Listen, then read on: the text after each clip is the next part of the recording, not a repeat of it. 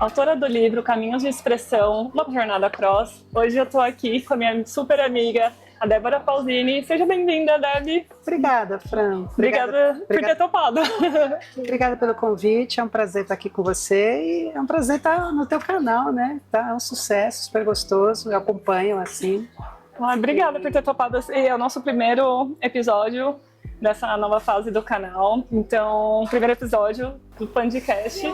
E eu queria já começar perguntando para você, uma pergunta que eu faço para todo mundo nas minhas entrevistas. Quando você se descobriu cross, não o termo exatamente, que a gente sabe que o termo veio muito depois, né? Eu sei que você se descobriu quando você era bem nova. Como que foi isso? Cada cross tem uma história, né? A minha é como a da maioria, assim, desde que me conheço por gente, né? Assim, eu tenho memórias minhas, assim, com 5, 6 anos, roubando roupa da minha tia, da minha mãe, das minhas irmãs, uma doideira. E assim, eu tinha o prazer no toque do tecido feminino, né? Sempre gostei muito. Então era mais o sentir a textura ou a meditação do que você realmente colocar a roupa e se ver, tipo, a imagem. Não, eu tinha que colocar, Eu, assim, no começo era o colocar, tinha já alguma coisa relacionada à libido, já desde criança, dava, digamos, uma excitação, uma coisa assim, já com 6, 7, 8, 10 anos, na fase de adolescência principalmente. Depois começou aquela coisa assim de viver o universo feminino, prestar atenção no universo feminino, querer estar no universo feminino, né? Aí o tempo foi passando, fui evoluindo. Aí no meu livro tem a história, a primeira vez que eu entrei num shopping, foi super traumática, foi uma loucura que eu fiz. Traumática por quê? Porque eu praticamente fui expulsa pelos olhares das pessoas. Eu tinha 18 anos, eu não estava preparada, me montei mal, peruca toda loucura. Você chama tipo mega atenção e as pessoas ficaram, mas te olharam mesmo ou você acha que era meio o seu estado emocional? Condenatório, dando risada. Eu contei a história no meu livro, tem essa história, e no meu podcast tem essa história. Tanto é que 20... E hoje o que você mais ama é shopping, né? Eu vejo você... Amo, de paixão. E principalmente... Indo 2, 3 shoppings no mesmo dia, né? Isso aconteceu no Shopping Dourado. Nossa, é o que você mais vai. É o shopping que eu mais vou. Inclusive, a última vez que eu estive lá com a Nath leu meu livro, eu falei pra Nath, foi essa porta que eu entrei e me traumatizei. É por essa porta que eu gosto de entrar. Daqui, ó. Quero ver melhorem daquele jeito, fazerem chacota. Então, assim, lá no meu livro eu conto a história, 20 e tantos anos depois, sei lá, quase 30 anos depois, né? A minha volta ao shopping foi totalmente montada, produzida, estava super bonita, me senti... É autoconfiança, né? Eu passei a tarde fazendo compra de Natal lá. Que delícia. Compra de Natal pra família. A sua família não mistura com a Debbie? Tipo, o Sapo tem família, a Debbie não, praticamente... Não, nada a ver. É outra nada vida. A ver, universos separados. Falando rapidinho de família, você contou pra sua esposa na época sobre o crossdressing? Ou ela te pegou de alguma forma, descobriu? Eu nunca passei por essa situação de ser surpreendida. Né? Nossa, não por ninguém, nem pela esposa, nem parente. Ninguém, não. Nossa, levei alguns sustos, mas ninguém nunca me surpreendeu assim. Eu sempre tive muito cuidado e tal. Mas sim, depois de quase 20 anos casados, eu contei pra ela e foi ótimo. Ela aceitou, a gente conversou. Tem uma série de situações que eu já tinha ponderado, imaginei o que poderia dar certo, poderia dar errado, eu já sabia. Eu sabia com quem eu estava vivendo, eu sabia as coisas dela, tudo, ela sabia o que ela pensava. Cumplicidade, né, de casal. Foi uma cumplicidade e assim, ela viu as fotos da Debbie, assim. Ela quis ver, logo que você contou? Eu precisei mostrar quando eu contei. Ela viu umas 7, 8 fotos, ela gostou bastante, ela até elogiou. Nossa, não você parecia, de verdade, quando eu vejo as fotos que você posta antigas, você fala, meu, era a Xuxa. Aquele cabelo loiro, novinha, olho né? azul, super novinho. Só que aí o acerto é cada um na sua, ela não entra no mundo da Debbie e eu não quero. Não quero nem eu aceito, ela jamais vai ver a Debbie pessoalmente. Sério? Nunca? Não tem nada a ver. Não tem nada a ver. Existe uma construção familiar que ela tem uma imagem pautada na vida do Sapo. Pautada na vida do marido dela, do Sapo, né? Eu sou uma pessoa, o Sapo é completamente diferente da Debbie, em tudo, forma de pensar, até as músicas que ouve. A gente já fez uma video call, você de Sapo, e eu falei, você gente, é uma pessoa completamente diferente, jeito de agir, de pensar, e eu não quero que ela desconstrua essa imagem, né? E... Uma coisa é você ver foto, outra coisa é você conviver, né? Exatamente. E assim, a Debbie tem o caminho dela e tal. É isso aí. Mas eu acho incrível, assim, não são muitas esposas que, posso dizer, que têm a sorte de saber, porque acho que é um privilégio o seu marido confiar ao ponto de te contar. E mais sorte ainda quando os dois se entendem. Esse é outro ponto que eu coloquei no meu livro, né? No meu livro eu coloquei a história de eu ter contado para ela e relatei. Eu conheci inúmeros casais que o marido contou e lá eu relatei 3 casos que deram errado, porque a maioria dá errado. A maioria não dá bom. Eu conto em uma mão os casos que eu conheço que deram certo. Eu tenho um privilégio gigante, assim, ela é uma melhor pessoa do planeta para mim. Eu achei linda uma foto que você postou dela lendo o livro, acho que abrindo pela primeira vez o seu livro, né? Isso, ela leu o livro, ela leu o trecho que falo dela só. Ela sabe que eu tô aqui, ela sabe com quem eu estou, ela sabe aonde eu estou. E ela nunca foi procurar Jamais. saber. Nossa, Nunca. gente, cara, e que maturidade dela, né? Ela é muito madura. Do tipo, eu não quero me machucar, não quero nada a ver com isso, então nem vou procurar. Ela é muito madura, ela é muito bem resolvida e a gente se dá super bem. É assim que tem que ser, cada um na sua. Assim, cada um na sua, que eu digo, a Debbie na dela. Sim, cada um com a sua vida, né? E a ela na dela, e assim funciona, assim que... E ela sabe que eu tô aqui, ela me incentiva a vir, ela sabe que eu mantenho a Le Closet. Você passa o final de semana aqui, já passou acho que a semana inteira, né? Já cheguei a ficar 3, 4 dias, uma parte trabalhando, uma parte com Debbie, ela sabe onde eu tô, eu mando foto de onde eu tô. E ela não me controla. Hoje eu saí de casa, eram 7 e pouco da manhã, são 6h30, ela não tem uma mensagem dela. Ela sabe que eu tô vivendo a Debbie. É a paz de espírito de cada uma de vocês, sim. Né? Eu tenho que confiar muito nela, eu confio, e ela em mim. Então, assim, ela sabe que eu tô vivendo a Debbie e ela deixa eu viver a Debbie. E uma vez ela falou uma coisa pra mim, ela falou, se eu não fizer isso, você vai ser infeliz. Se você não for feliz, eu também não vou ser. Então ela sabe disso. Meu marido não é crossdresser, tem muita gente que me pergunta, não, o Pedro não é crossdresser, não foi por conta dele. Tem esposa que é cega, meu Deus. Faz de conta, vai, faz de conta. Não foi por conta dele que eu conheci o crossdressing, trabalho com isso, mas a gente tem uma coisa dentro de casa também que eu falo pra ele, a dinâmica do nosso relacionamento é pautada na dinâmica de cada indivíduo. Se ele não tá feliz, que seja no trabalho, com a família dele, se ele aconteceu qualquer coisa, ele tá em depressão, o nosso relacionamento, se não tem a outra parte forte, os dois vão acabar indo para abaixo e vice-versa. Então, isso refletindo no crossdressing, eu acho que é exatamente a mesma coisa. Um tem seu ponto de ancoragem no outro, sabe? O acordo de vocês funciona desse jeito muito bem por anos. Cara, que sucesso, sabe? E que outras pessoas levem isso para o relacionamento, sendo crossdresser ou não. E você teve uma parte da sua vida que foi muito mais intensa, eu acredito, para Debbie. Nem sei se foi na época da sua esposa, não, mas eu acredito que sim, que foi o BCC, que ele perdurou, sei lá, por quase 20 anos, né? Não, uns 15 anos mais ou menos. Foi em 97 que ele foi inaugurado. 18 anos. 97, então, quase 20 anos, gente, que loucura. E como que foi que o BCC surgiu? O BCC é o clube, né? O primeiro Brazilian clube de crossdresser Club. O BCC, ele surgiu a partir do meu site, que foi o primeiro com a temática crossdresser no Brasil. Que é uma palavra que eu confesso que eu não gosto muito. Eu não gosto, na época tudo bem, hoje ela assumiu, hoje ela tem um quê um pouco mais sexualizado, pejorativo, ela me incomoda um pouco essa palavra, mas é uma coisa minha. Quando você ouviu ela pela primeira vez, o que ela significava?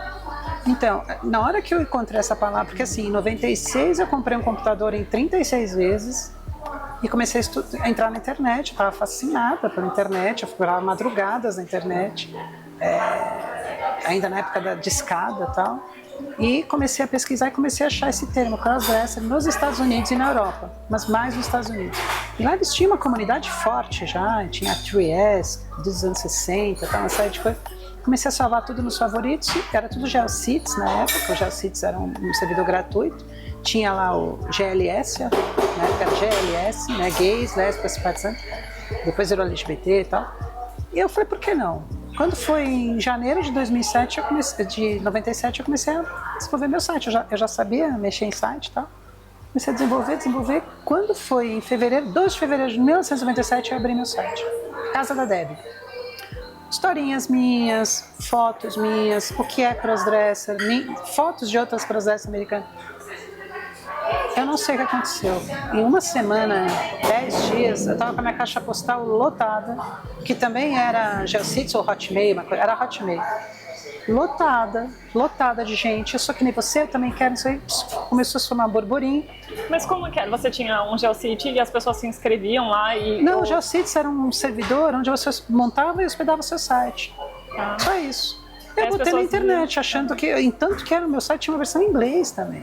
E elas te mandavam um e-mail... Eu coloquei o site em versão em português e eu fazia uma coisa resumida em inglês porque eu não tinha paciência e também não tinha tanto conhecimento de inglês. Mas eu tinha um bom conhecimento de inglês já, isso me ajudou também, eu fiz muita contato com o exterior. Aí as meninas começaram a me chamar, as brasileiras, e quando eu vi, aí uma delas sugeriu, vamos montar um fórum. O fórum na época era uma lista de discussão por e-mail, você mandava uma mensagem e essa caixa postal distribuía para todo mundo. Gente, foi uma loucura, eu parei de trabalhar, não queria mais nem trabalhar, eu queria só ficar... Fiz muita amizade. Aí uma menina, uma moça chamada Monique Michele, me chamou. A gente já era amiga, já estava conversando, tudo virtual. Ela falou, vamos criar um clube para as cross. E eu falei, não quero. Porque aquilo tipo, era só um fórum de discussão. E vocês queriam tipo, uma comunidade, um relacionamento entre crossdressers. Eu não tenho saco para isso.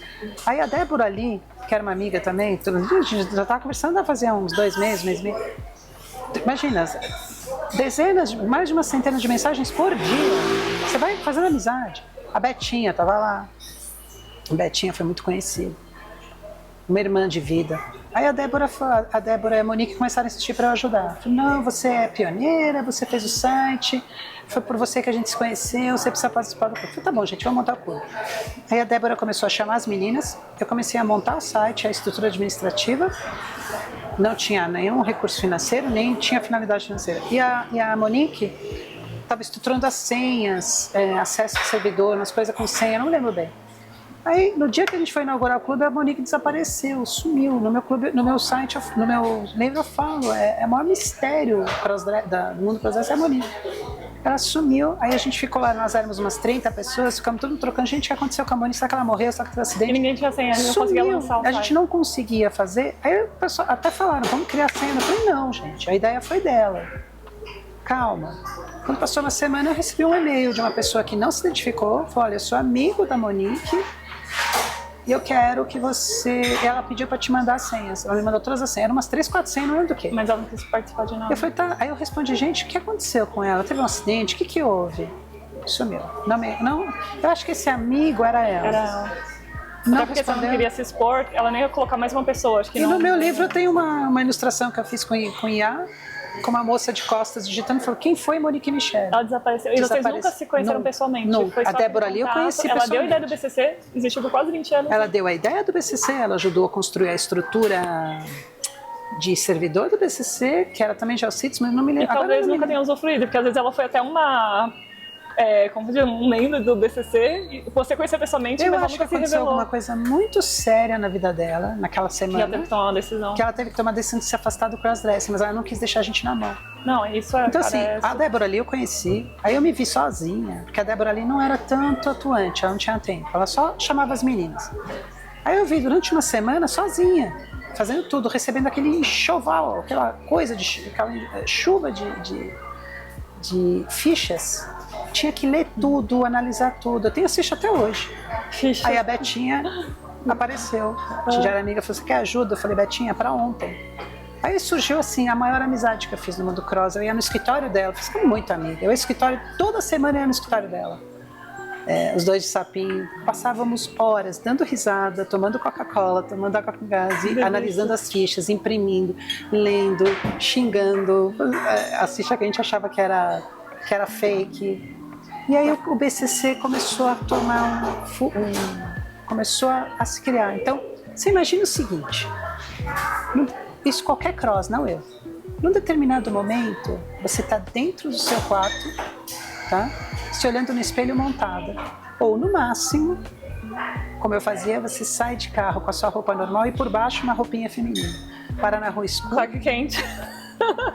Nossa, para na rua escura, tira a roupinha, se maqueia, tal, e vai passear de carro à noite. De repente, do dia para a noite você está numa festa com 30, 40 pessoas iguais a você, que te levam para dar uma voltinha na rua, mesmo que à noite, a pé. Começa a fazer amizade, começa a conhecer gente. Você saiu da sua bolha ali de 4 paredes para um mundo... Se abriu um universo que não existia no Brasil. Uma vez eu cheguei lá e falei, gente, eu me sinto muito responsável por tudo isso. Porque, poxa, eu criei o site, eu criei o clube, mas aí surgiu muita gente importante. Por exemplo, a Lia, ela abriu as portas da casa dela com a esposa, que já sabia do crossdressing dela, e a gente começou a fazer as CD Sessions. E assim a gente era em Osasco, a gente se encontrava toda semana lá. Então as meninas que não tinham para onde ir. Eu acho tão maluquice isso hoje, com tanta coisa pra gente fazer, tá tudo muito mais aberto pro mundo LGBTQI+. Tem tanto mais oportunidades, a gente se comunica tanto online e as pessoas não vêm pro presencial. Você quer fazer um encontro, todo mundo fica super empolgado, incentiva, não importa qual a antecedência, se é em cima da hora, um mês, 2 meses de antecedência, você não consegue juntar, tipo, 20 e poucas pessoas, sabe? E sempre, assim, são as mesmas que topam, que são unidas. Mas hoje em dia. Exato, hoje em dia. Imagina naquela época, que era tudo tão difícil, quanto era valorizado. Hoje, eu vejo os eventos de hoje, eu falo, gente, não é possível. Eu vejo, por exemplo, o meu livro, tinha o quê? Umas 30 pessoas? Mais ou menos isso, umas 30. Mas acho que isso tá tudo tão fácil que as pessoas não valorizam mais. É isso que eu ia te falar. Outro dia eu vi uma foto do aniversário do Garages, da Luísa. Eu fui. Super fofo. Tinha mais ou menos a mesma quantidade do lançamento do meu livro. Umas 30. Umas 25, 30 pessoas. 25, 30 pessoas. Deve ter passado por ali umas 30. Fran, a gente chegava a colocar 60, 70 pessoas. Imagina, é um lugar que abre todo mês por um ano. Então, não tinha WhatsApp, não tinha Facebook, era só e-mail. Mas eu acho que também tem uma coisa, por conta da novidade. Hoje pulverizou. Hoje você tem assim, eu vou participar. Aí tem os encontros desse grupo, tem os encontros daquele. Por exemplo, no dia do lançamento do meu livro, teve um outro evento, que eu não lembro qual que era algum evento das minhas, muitas foram para lá. Então assim, hoje você tem muita opção, você tem bem mais cross que e muita se expõe, né? Acho que é isso. Na época era novidade, então assim, aniversário de 10 anos do BCC, que foi, na minha opinião, a maior festa cross do Brasil, organizada pela Kelly, Suzy Kelly, falecida já, que foi presidente do BCC e que eu até tenho vídeo de eu recebendo a plaquinha de homenagem pela fundação do clube e tal. Esse evento, entre cross, família, funcionários do local, a gente fechou um hotel fazenda, tinha umas 130, 140 pessoas. Imagina, que sonho. Hoje em dia eu não vejo isso acontecer. Hoje, se a gente conta isso para as pessoas, falam, nossa, que maravilhoso, que sonho, eu quero ir e tal. Tenta planejar. Não então, é muito estranho isso, porque a gente fazia com uma certa facilidade. Aí quando o BCC acabou, na minha opinião, morreu também isso, esse conceito de todo mundo se reunir em volta. E também é isso, não é só a internet em si, né? É o fácil acesso a tudo, e acho que as pessoas são muito mais individualistas, assim, sabe? Não é de ser egoísta, não, é individualista, do tipo, cada uma tem o seu cantinho, a sua casa, a sua vida, vai se fechando em grupos pequenos e não se unem como uma grande comunidade, sabe? Mas tem um fenômeno também que eu reparei, porque eu vivo isso. Hoje me pergunta assim, se tiver que me perguntar, hoje eu vou num jantar com cross, mas me pergunta, Deb, 3 coisas, ao mesmo tempo, no mesmo horário, qual você prefere? Número 1, se reunir numa sala ou num evento, conversar com outras cross. Número 2, se montar, ficar em casa e tirar foto. Número 3, ir no shopping. Que vai no shopping. Então, aí que vem, exato, e é o tal individualismo, porque é o seu momento. Não é que eu evolui, eu não vejo isso como evolução. Tudo bem. Claro, ir no shopping é diferente de você ficar num quarto. Tá? Mas não é que eu evolui, é um momento que eu e muitas cross vivem. Você se montar em um shopping, por exemplo, nós estamos hoje num lugar público, ninguém olha pra minha cara. É uma exposição total, né? Então assim, eu sou mais uma mulher sentada conversando com uma mulher. Não, e assim, acho que o que mais chamou a atenção de algumas pessoas olharem é a quantidade de equipamento, né? Iluminação, câmera, mas não ficaram tipo olhando o que a gente tá conversando ou medindo. Olha, eu cheguei, teve uma moça que me olhou, porque claro, a gente tem que ter consciência que a gente não engana 100%. A gente engana um pouco e ao mesmo tempo que a pessoa não fica olhando. Mas eu fico em dúvida, mas as pessoas respeitam, né? Mas se a pessoa não percebe que a chacota que aconteceu com você lá atrás no Eldorado, né? Absurdo. Eu subi, sentei, a moça veio, a senhora quer alguma coisa? A senhora deseja... Pronto, acabou. Esse é meu prazer hoje. Eu vou no shopping, eu entro em qualquer lugar, eu vou em qualquer lugar. E é a senhora para lá, a senhora para cá. Quanto menos o ambiente for propício a cross, melhor ele é. Ou seja, mas você também se adequa a isso, né? Você não vai lá com vestido justo, apertado, brilhante, ao pleno sol do dia, num shopping você com tem saltão, que ir. né? Foi isso que eu tava até te falando em offline. Eu passei muitos anos estudando o universo das mulheres, tá? Eu tenho um estilo de roupa que eu gosto, uma saia, uma blusa que é um pouquinho mais refinada. Isso de repente... é muito difícil até de mulheres cis saberem ter o próprio estilo, saber do que elas gostam, o que lhe cai bem, né? Então isso já é uma baita de uma evolução. Então assim, eu tenho um estilo meu e eu me sinto bem assim, né? Então, mas voltando, o BCC foi para mim um marco na história do crossdressing brasileiro. Ele mudou muita coisa, ele tirou muita gente do armário, ele ajudou muita gente. O BCC ele se sustentava porque nós tínhamos lá 15, 20 pessoas que davam um dinheirinho por mês. Eu era uma delas. Eram as mantenedoras. E as coisas eram mais simples naquela época, né? Menos custos. Nossa, imagina o que você paga hoje por qualquer, sei lá, pela energia elétrica da sua casa e quanto custava naquela época, sabe? Então assim, o BCC teve outra pegada, os eventos eram pagos, não dava para ir de graça. Não, e ele surgiu também, assim, não só como novidade, mas eu acho como uma forma de união, de trocar experiências, porque não tinha isso, né? Você não podia entrar simplesmente procurar no Google crossdressing, sei lá, convivência, festa crossdressing Brasil ou São Paulo, e aparecer uma lista de coisas. Óbvio que você tem que dar uma procurada, porque também não é tão aberto assim, né? Não vamos nos enganar, ainda assim é um mundo underground, mas tem muito mais opção, e assim, você tem acesso, antigamente não tinha. Então, acho que o BCC foi o acesso que não existia, e assim, abriu para as meninas, olha, vocês são bem-vindas. Deb, eu queria te perguntar sobre o lançamento do seu livro, que, assim, é algo que não é comum no mundo crossdresser, que as meninas se exponham de uma forma de abrir a vida delas e colocar no papel e divulgar. E eu vejo que isso é algo assim para ajudar as meninas e também para contar como foi, tipo, o crossdressing meio que desde o início aqui no Brasil, né? Que as meninas não tiveram contato, tem muitas meninas novas, assim, que elas pegaram o mundo a partir de hoje, né? Então eu acho muito legal, e você trouxe bastante memória do BCC, que a gente conversou bastante agora, que foi um momento muito importante pro Brasil, né? Mas o que assim, do seu livro, você falaria para as meninas que é um dos pontos mais impactantes? Qual foi a sua intenção com o livro? Me conta um pouquinho. Quando eu resolvi escrever o livro, eu falei assim, olha, eu vou deixar um legado.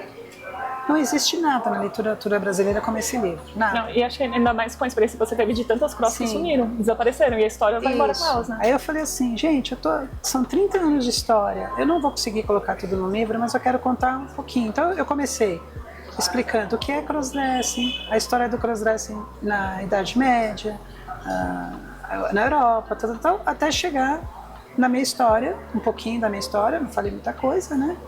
Contei lá da minha história, contei da criação do BCC, e aí com tudo isso eu fui conectando com a minha experiência e com as minhas vivências. Aí eu falei, gente, essa obra não tem nada no Brasil para as crossdressers dessa, nada. Não, e aquela sua experiência do Shopping Eldorado, né, que você falou a primeira vez que você foi, tudo que escrito. Assim, foi uma chacota, que as pessoas não só te olharam, tipo, te expulsaram do shopping com esses olhares. Os olhares. Exato, e assim, quantas meninas não devem ter medo disso acontecer? Exato. E depois você voltar de anos do tipo, olha, aquela pessoa aqui, ó, está bela, maravilhosa, eu entro e saio quantas vezes eu quiser na luz do dia e ninguém tem nada a ver com isso. E assim, as pessoas nem percebem. Exato. Então assim, acho que isso é uma das coisas que vai ajudar as meninas a tomarem coragem e ver o quanto realmente é difícil. A gente não precisa fingir que tudo é flores, que é fácil, que ninguém vai te medir. Acontece, né? Isso acontece. Como aqui a gente tá no lugar público, e falou, tem pessoas que dão uma olhada, tal, mas assim, é naturalidade. Ninguém incomodou, ninguém falou nada. Depende muito da sua postura. Exato. E você se adequa, né, ao ambiente, às pessoas. Então eu falei, vou escrever esse livro, mas eu vou te confessar uma coisa. E tem a história do BCC, tem a minha história, uma coisa, mas vou confessar uma coisa pra você que eu ainda não... Eu até coloquei um post provocativo no meu Instagram, não sei se você viu. Eu coloquei lá uma reflexão. Eu falei, mostrar a bunda dá mais audiência do que você vê um livro. Eu vou falar uma coisa pra você com relação ao livro. A festa de lançamento foi emocionante. As pessoas que estavam lá estarão comigo no meu coração para sempre, porque foram pessoas que deixaram de fazer outras coisas para estarem lá para me prestigiar. Não, saíram do Rio de Janeiro, saíram de Santa Catarina. Itanhaém, Rio de Janeiro, Santa Catarina, do Paraná e muitas de São Paulo. E essas pessoas foram para me prestigiar, ficaram meia hora me ouvindo, compraram o livro, pagaram pelo livro, pelo evento. E eu sempre vou ter no coração, mas eu vou te dizer uma coisa com todo respeito pelo mundo cross. Eu fiquei muito decepcionada com o resultado do livro, com o resultado da aceitação do livro. Vou explicar por quê. Sério? Sim, fiquei decepcionada. Que coisa? Eu mandei imprimir 50 unidades. Olha, Vendeu quase tudo, né? Hã? Vendeu quase tudo Não. antes do lançamento? Deve ter umas 10 ainda. No Mas até o lançamento, assim, vendeu até o dia do lançamento, né? Depois meio que paralisou. No dia do lançamento, vendeu tudo que eu tinha disponibilizado para o lançamento. O lançamento lotou, foi ótimo. Depois, mais umas 10, 15. Eu devo ter uns 7 livros ainda. Tem o e-book, vendeu o E e-book. são os impressos, né? Você tem 7 impressos. Tem o e-book Tá. também que vendeu bastante. Tá? Mas por que eu fiquei decepcionada? Porque não é um livro de conto erótico, não é um livro que vai para um lado de ficção. É um Exibicionismo, livro né? que ele ajuda todas as coisas. Na minha época do BCC, eu conheci, sem exagero, umas 300, 400, daí para mais. Acho que passou de 1000 entre o virtual e o real. Na real, são centenas, eu perdi as contas, centenas de meninas cross, todas que eu conheci tinham uma história, um desejo, uma forma de pensar muito parecida com a minha. A gente se conecta numa linha, aí você tem lá as variações, você se conecta numa linha assim, muito tênue, muito similar. Gente, aí você lança um livro desses com essa... a minha margem de lucro do livro é minúscula. Aliás, eu paguei para fazer o evento, no final das contas. Eu gastei muito com o evento, acabei pagando. E não é que eu queria vender, não posso dar de graça o livro, mas não é que eu queria vender o livro para ganhar dinheiro. É longe, imagina. Você quer uma distribuição, né? Que as pessoas tivessem acesso. Eu não imaginei que eu ia virar um Paulo Coelho, mas eu imaginei assim, umas 200 unidades a gente vende. Assim, vender 200, são 200 pessoas, vendeu nem 50. Eu falei, mas peraí. Eu comecei a pensar, quer dizer que se eu lançar um livro, então, com um teor de ficção ou erótico... As fotos da Deb desde 97, mostrar com o corpinho, fotos mais sensuais, então, aí vai vender muito mais. Eu esperava mais. Eu esperava uma aceitação maior no mundo cross. Teve uma aceitação das pessoas mais próximas, ninguém do pessoal da internet... É tipo aquela coisa, o pessoal dá tapinha nas costas e fala, nossa, parabéns, nossa, te admiro pra caramba, e vira as costas e vai embora. Então, né? assim, ninguém realmente dá a mão e fala, nossa, por que eu fiquei chateada? Porque eu imaginei que por ser uma coisa cultural, educativa e histórica. E é também assim, meio que uma autoajuda, sabe? Para todas as coisas que estão passando por isso. Porque ali eu dou várias dicas, tal. É uma coisa histórica. E assim, não era assim, Fran. Não era. Quando a gente fundou o BCC, ele arrebentou. Eu não sei te dizer como seria se o BCC tivesse sido pago, mas eu tenho quase certeza que se tivesse sido pago ia ser o mesmo sucesso. Gente, pago que é 30 e poucos reais uma assinatura, sabe? Um cafezinho e meio, sabe? Isso. Coisas assim. Então, hoje, de verdade, eu acho que a gente tenta fazer muito pela comunidade, mas acho que não existe uma comunidade. O que nos une é sermos cross. Ponto final. Porque assim, você tem a cross, que é de baixa renda, trabalha para ganhar 3 salários mínimos e tem um outro tipo de vida. Você tem a cross de alta renda, que anda de carrão. Elas não têm convivência. Elas são cross. Só isso. Então assim, e é só ver as grandes amizades que eu fiz no mundo cross. Eu fiz amizade com várias, mas as que eu mais fiz, que a gente eram pessoas com o mesmo tipo de trabalho, mesmo tipo de pensamento, que faziam no dia a dia o mesmo tipo de estilo de família, por vezes até a mesma crença espiritual ou classe social, mesmo que tinha uma diferença. Tinha uma conexão. Exatamente. Então, hoje, quando você lança um livro falando de cross apenas, existem muitas diferenças de pensamento. Então, eu tenho certeza que muita gente fala, não preciso disso, pra quê? Tá. Agora, interessante, se você lança indo para o lado sexualizado, porque no mundo cross é muito comum.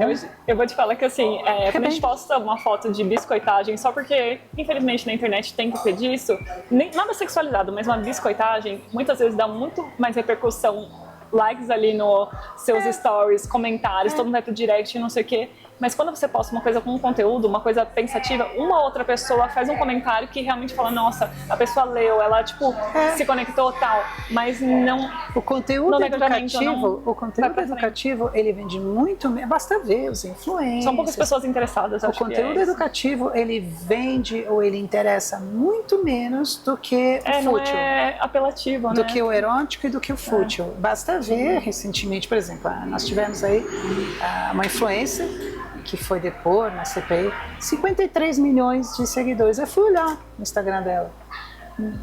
Desculpa, mas sim, nada. Aí eu falei, meu Deus, 53 milhões de pessoas seguindo? É isso. Não entendi. Mas assim, eu vou ser muito sincera, eu vou continuar fazendo o que eu gosto, pelo que eu gosto e pelo propósito que eu tô aqui, que eu acredito, que é trazer educação, trazer informação, trazer acesso. Não importa quantos mais anos eu vou ter que fazer isso. Faz 9 anos que eu tô no YouTube trabalhando com crossdressing, me especializei nessa área. Eu não vou parar. Não, sabe? sempre vai ter eu não tô pessoas procurando interessadas. exposição em números, mas assim, aquelas poucas que estiverem aqui, que gastam o tempo delas comentando, comprando o seu livro, lendo, te mandando uma mensagem. Exato. Tipo, cada mensagem que eu recebo dessa, eu falo, meu, que delícia, sabe? Aquele carinho. Olha, eu vou te falar, eu recebi muitas mensagens positivas. Porque senão a gente desmotiva tanto que fala... E assim, as poucas pessoas que compraram, que leram, já me fez muito feliz. Né? Muito feliz. Então, muito carinho. E no meu podcast é a mesma coisa. Eu tenho um podcast já há 2 anos, eu pausei uns 8, 9 meses. É a mesma coisa. Eu ponho conteúdo, eu contei toda a minha história de saída. Ali bombou. É o Debcast, né? O Debcast Papo Cross. Que, aliás, eu vou dar um puxão de orelha. Faz uns 2 anos, eu mandei mensagem pra ela, eu estava nos Estados Unidos, convidando pra fazer uma entrevista. Na época que eu comecei as entrevistas aqui no canal, e nada de eu conseguir falar com essa Deb. Assim, ela respondeu, vamos marcar, e aí a gente acabou distanciando. Eu tive que vir pro Brasil. A gente se aproximar pelo lançamento do livro pra essa entrevista incrível acontecer. Mas é aquilo, tudo tem o seu tempo certo. Tem. Então, e assim, no Debcast eu coloco muito conteúdo educativo. Agora, eu tive vídeos no Debcast, 1.200 visualizações. E tive outros. O último agora foi a história de 4 culturas diferentes, como é que elas encaram o crossdress. 50 visualizações só. Só que os outros anteriores, com histórias um pouco mais interessantes, um pouco mais voltadas, teve muito mais. Então, as entrevistas costumam dar, né, um bom retorno. Mas eu acho que é isso. A gente tá de verdade no caminho certo. Por mais que não dê tantos views, engajamentos, se a gente se sentir realmente assim, você tá no seu caminho, é o que você gosta de fazer, você tem prazer nisso, até o dia que a gente tiver prazer nisso e for o nosso propósito, acho que vale a pena a gente insistir em colocar o nosso pensamento, a nossa vontade e colocar o nosso legado por aí. Concordo. E eu queria muito te agradecer, Deb, que finalmente a gente conseguiu fazer essa entrevista. Tenho um carinho enorme por você, apesar de fazer pouco tempo que a gente se conheceu, justamente pelo lançamento do livro. Eu tô muito feliz, eu ganhei o livro da Deb e eu vou trazer para vocês aqui, vou colocar umas imagens do livro, vou colocar o link para vocês comprarem, o podcast da Deb, o Instagram dela, que é o... @Débora, com um H no final, _ Pausini, que é o mesmo sobrenome da Laura Pausini. Débora Pausini. Produtor aqui vai colocar todas as informações aqui embaixo, vai estar na descrição. E queria te agradecer de novo. Imagina. Muito obrigada. E quem sabe a gente tem uma parte 2, se vocês ficarem curiosas por alguma coisa que a gente falou aqui ou que a gente não falou, deixa nos comentários e aguardo vocês no próximo vídeo.